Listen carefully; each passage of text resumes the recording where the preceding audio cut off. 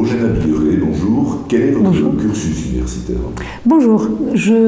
Alors, concernant mon cursus universitaire, peut-être avant le cursus universitaire, j'ai décidé de faire un lycée pédagogique en Pologne. Puisqu'en fait, comme j'étais intéressée par la pédagogie et le métier de l'enseignant, donc j'ai choisi un lycée pédagogique qui forme des professeurs des écoles. Donc j'étais déjà dans cette formation en pédagogie, et puis ensuite j'ai voulu poursuivre en fait dans un collège de formation des enseignants de langue. Et plus particulièrement des enseignants de français. Donc j'ai fait 2 années de ce collège en Pologne, à Gliwice. Et puis après ce collège, j'ai décidé de venir en France. J'ai fait une licence de sciences du langage mention FLE, français langue étrangère, une maîtrise FLE, un DEA sciences du langage et un doctorat en sciences du langage mention FLE également. Par simple curiosité, quel était le sujet de votre travail de recherche en thèse? Alors en doctorat, j'ai travaillé sur la correction de la prononciation chez les apprenants polonais qui apprennent le français, basé sur la méthode verbotonale.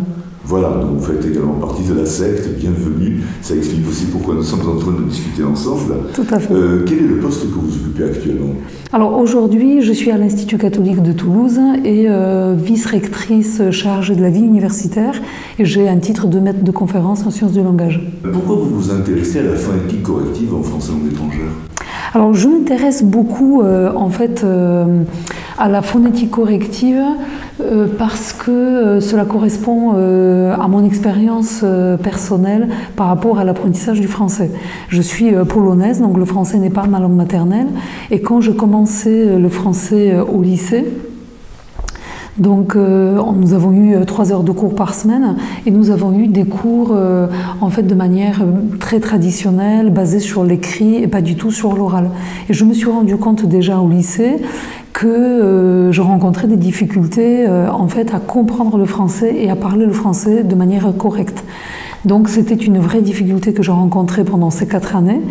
Et ensuite, mais malgré tout, j'ai voulu être prof de français, donc j'ai passé le concours pour aller au collège de formation des profs de français. Et là aussi, en première année de l'université, où tous les cours étaient en français, je me suis rendu compte que je comprenais très peu les cours en question et que je n'arrivais pas à m'exprimer correctement en français. Donc j'ai réalisé à quel point en fait la prononciation était particulièrement importante par rapport à la compétence de communication, mais pas uniquement en production, mais aussi justement en compréhension. Donc cette expérience m'a permis de voir que si je ne dépasse pas ces difficultés, j'aurai énormément de mal à communiquer ensuite avec les autres. C'est la raison pour laquelle je me suis beaucoup intéressée ensuite par la suite par la correction phonétique. Et quand vous êtes rendu en France pour poursuivre vos études, vous avez été gêné par cet aspect oral du français? J'étais gênée au départ, donc les premiers mois, puisqu'en fait je me suis retrouvée dans un paysage sonore un peu nouveau malgré tout, même si j'ai étudié le français à l'école, au lycée et à l'université, mais avec cette diversité des accents à Toulouse par exemple, et puis aussi la manière de parler, la vraie manière de parler français en fait au quotidien m'a surprise, et je me suis rendu compte que le français littéraire que j'ai appris en fait ne m'a pas permis à accéder au français en fait oral. Et petit à petit en fait, en écoutant les Français, je me suis débloquée. Et j'ai pu petit à petit à mieux percevoir le français, et du coup à mieux communiquer, à mieux produire les sonorités du français. Pour vous, qu'est-ce qui fait l'originalité du français d'un point de vue sonore? Alors d'un point de vue sonore, la première chose que j'ai pu, je dirais, percevoir, c'est sa musicalité qui est différente de la langue polonaise.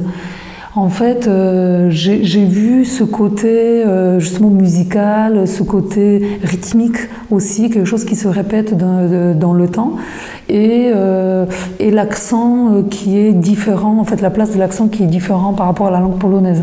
En polonais par exemple, l'accent est plutôt mis sur l'avant-dernière syllabe des mots ou des groupes de mots, alors qu'en français c'est sur la dernière syllabe, et j'ai bien perçu en fait le fait que cette rythmicité donne une musicalité originale à la langue française. C'est quelque chose de beaucoup plus mélodieux que le français. Et donc j'étais très attirée justement par cet aspect-là.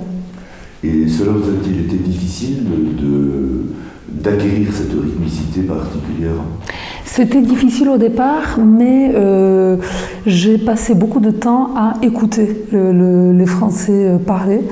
Et je pense que cette sensibilité justement auditive m'a permis de me concentrer sur les caractéristiques de cette musicalité en français. Donc j'ai mis beaucoup de temps à écouter, à répéter, à assister aussi aux cours, puisque je suis allée aux cours bien sûr de français au DEF, à l'université de Toulouse-Mirail, où nous avons eu des cours de phonétique. Donc cela m'a permis d'améliorer et de faire plus attention justement à la phonétique et à la prononciation du français. Vous avez été responsable d'une équipe de profs de FLE au cours de votre carrière. Est-ce que vous avez suggéré à vos collègues de pratiquer la correction de la prononciation dans leur classe? Oui, alors donc j'étais effectivement directrice de ULCF, donc c'est l'Institut universitaire de langue et de culture française à l'Institut catholique de Toulouse. Donc pendant plusieurs années, j'étais d'abord enseignante de FLE et puis ensuite directrice.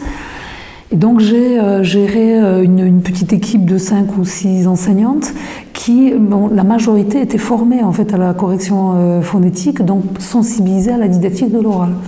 Alors autant tout ce qui est l'acquisition de la compétence orale ne leur posait pas de problème pour travailler justement le français oral pendant tous les cours, des cours intensifs tous les matins, autant la correction phonétique pure leur posait problème malgré la formation qu'elles ont obtenue.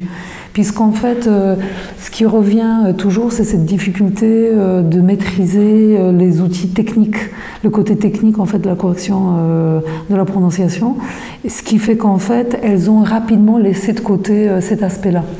Et donc, quand j'étais directrice, on en a souvent parlé de l'importance effectivement de cet aspect, mais c'est seulement maintenant, depuis 2 ans, où j'essaye de sensibiliser plus. Je ne suis plus directrice de l'ULCF, mais proche de l'équipe de français langue étrangère.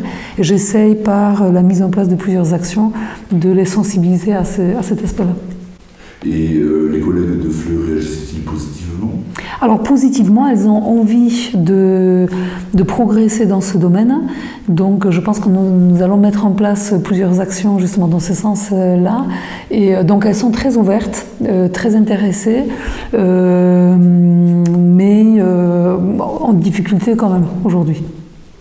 Vous occupez un poste de responsabilité. Vous est-il arrivé, lors de rencontres avec d'autres responsables de formation, d'évoquer des problèmes liés à la correction de la prononciation en langue étrangère?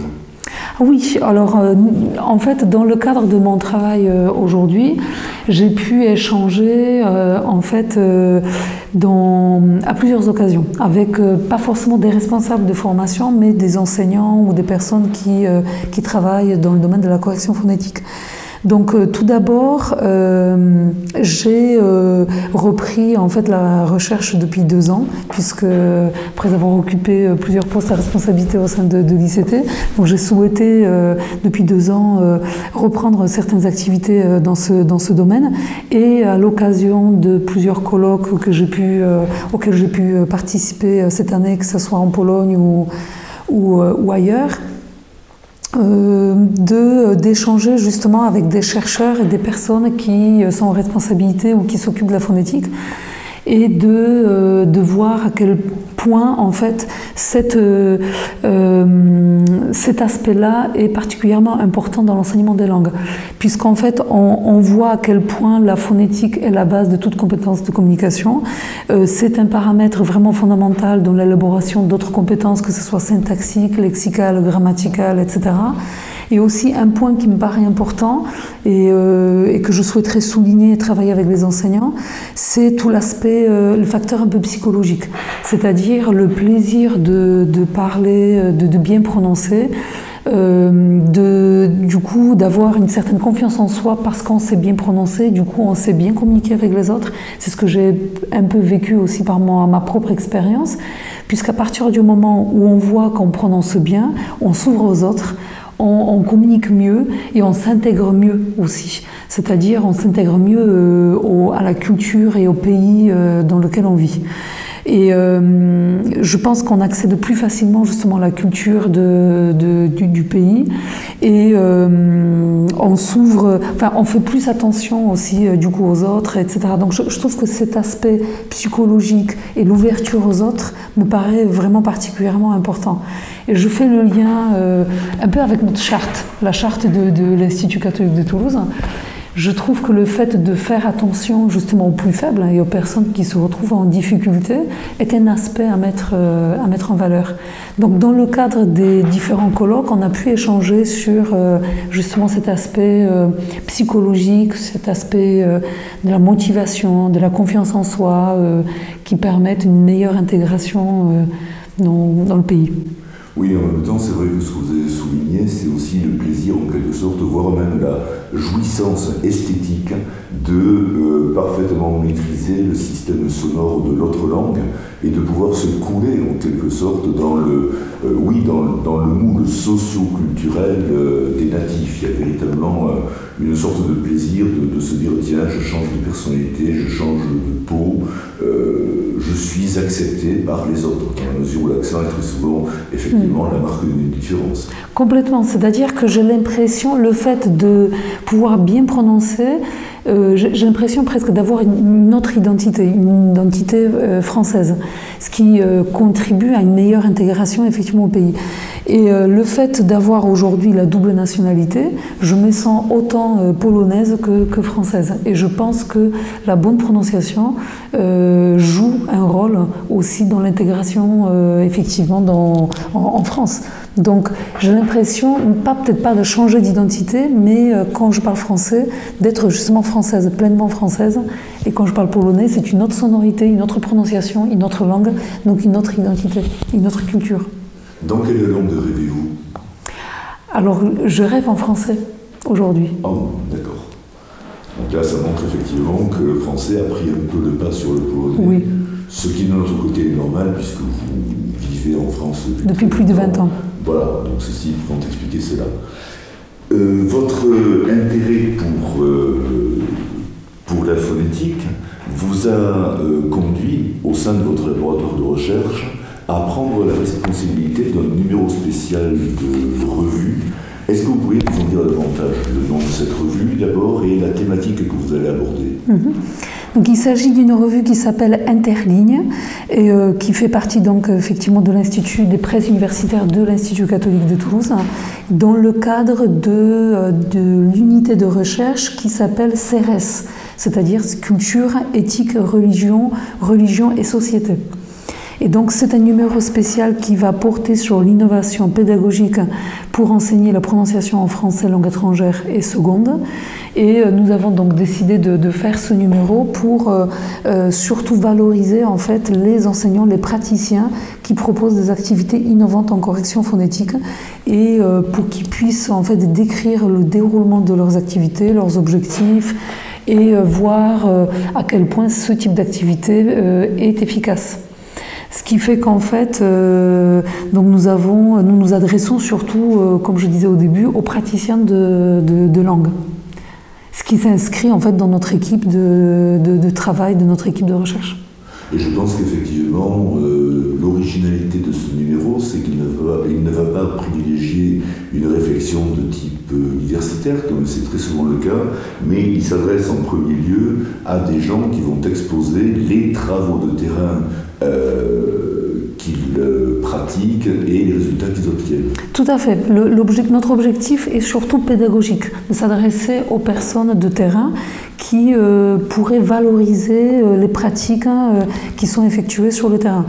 Et étant donné que surtout notre équipe de recherche qui fait partie donc de l'équipe de recherche, de l'unité de recherche de CERES, appuie en fait la recherche du master MEF, c'est-à-dire métier de l'enseignement, de l'éducation et de la formation. Donc c'est un adossement à cette recherche. Donc on fait partie d'une thématique de recherche qui est en lien avec l'enseignement, professionnalisation et innovation. Et un des axes est l'innovation pédagogique.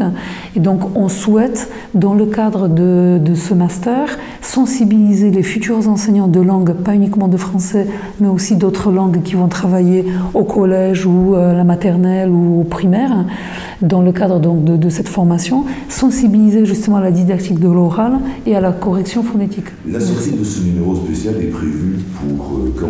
Alors là, la revue donc, va sortir au printemps 2019 et l'appel à contribution donc est sorti et sur notre site de l'Institut catholique de Toulouse.